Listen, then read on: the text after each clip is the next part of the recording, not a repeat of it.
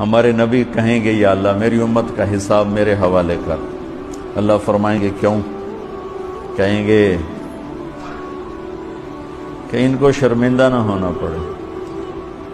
تو اللہ تعالیٰ فرمائیں گے جب آپ حساب لیں گے اور آپ ان کے گناہ دیکھیں گے تو پھر ان کو آپ کے سامنے تو شرم آئے گی نا، میں ان کو آپ کے سامنے بھی شرمندہ نہیں کروں گا، میں ان کا پردہ ڈال کے حساب لوں گا۔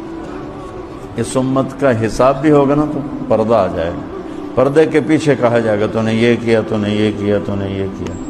اگر وہ ناقابل معافی ہے تو جہنم میں ڈال دیا جائے گا، پھر سزا بھگت کے باہر آ جائے۔ اور اگر اللہ کی رحمت کے وہ آ گیا چھاؤں میں تو اللہ کہے گا اچھا چلو جاؤ معاف کیا۔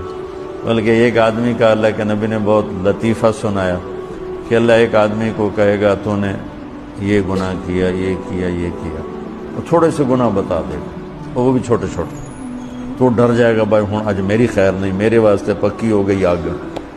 تو وہ اسی ڈر میں ہوگا کہ اللہ تعالیٰ کہیں گے اچھا چلو تم نے جتنے گناہ کیے نا میں نے اس کے بدلے میں تمہیں نیکیاں دے دی۔ تو جلدی سے بولے گا یا اللہ بھی تو نے تھوڑے سے بتائے، میرے تو اور بھی بہت سارے گناہ ہیں، مطلب ہے کو ناندی بھی نیکیاں بنا دے۔